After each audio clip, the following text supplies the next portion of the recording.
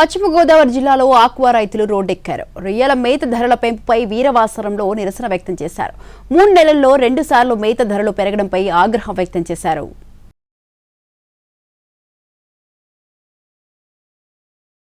పశ్చిమ గోదావరి జిల్లాలో రొయ్యల కంపెనీలు మళ్లీ ధరలు పెంచివేయడంపై ఆక్వా రైతులు ఆందోళన బాట పట్టారు. ఫీడ్ కంపెనీల తీరును వ్యతిరేకిస్తూ వీరవాసరంలో రైతులు నిరసనకు దిగారు. రొయ్యల మేతల బస్తాలను దగ్ధం చేశారు. సిండికేట్గా కంపెనీలు మారడం వల్ల ధరలను పెంచివేస్తున్నారని ఆగ్రహం వ్యక్తం చేశారు. టన్నుకు 8,000 నుంచి 10,000 వరకు అదనపు భారం పడుతోందని ఆవేదన చెందుతున్నారు. ఈ క్రమంలోనే రొయ్య మేత బస్తాలను దగ్ధం చేసి నిరసన తెలిపారు. పాలకొల్లులో పెరిగిన ఫీడ్ ధరలపై జై భారత్ క్షీరారామ ఆక్వా రైతు సంఘ రైతులు అత్యవసర సమావేశం నిర్వహించారు. మరోసారి క్రాప్ హాలిడే ప్రకటించేందుకు ఆక్వా రైతులు సిద్ధమయ్యారు. ఫీడ్ కంపెనీలు ధరలు పెంచడంపై సమావేశంలో రైతులు చర్చించారు. రాష్ట్ర స్థాయి సమన్వయ కమిటీ ఆక్వా రైతు నాయకులతో పాలకొల్లులో సమావేశం నిర్వహించనున్నట్లు తెలిపారు. ప్రధానంగా ఫీడ్ ధరలపై అటు ప్రభుత్వంతోనూ ఇటు రైతులతోనూ చర్చలు జరపకుండా రేట్లు పెంచారని ఆక్వా రైతు నాయకులు తప్పుపట్టారు. ఫీడ్ కంపెనీలను బ్యాన్ చేసే నిర్ణయం, ఆగస్టు సెప్టెంబర్లో క్రాప్ హాలిడే ప్రకటించే సూచనలను రాష్ట్ర రైతు సంఘాలకు తెలపనున్నారు.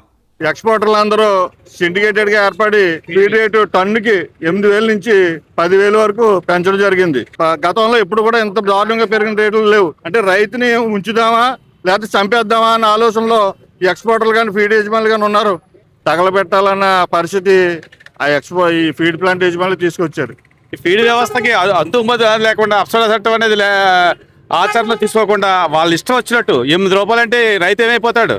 కాస్ట్ ఆఫ్ ప్రొడక్షన్ నుంచి 15 రూపాయలు పెరిగిపోయినట్టు. మాకు ఎక్కడి తేవాలి డబ్బులు? ఎక్కడి తేవాలి? కష్టపడి రాత్రి పగలనగా చెరువుల దగ్గర పడుకుని మేము కష్టపడితే ఈ ఫీడ్ ప్లాంట్ వాళ్ళు, ప్రాసెసింగ్ ప్లాంట్ వాళ్ళు దోసుకుని తినేస్తే రైతులు ఎవడు ఉండడు. ఆ విధంగా చేస్తే మేము రొయ్యలు కల్చర్ చేయలేమని తెలియదు. టైగర్ రకం రొయ్యల దాణా ధర కిలోకు 10 రూపాయల చొప్పున, వెనామీ రకం రొయ్యల దాణా ధర కిలోకు 8 రూపాయల చొప్పున పెరిగింది. ఈ ధరల పెంపు ఇప్పటికే అమల్లోకి రావడంతో రైతులు ఆందోళన బాట పట్టారు.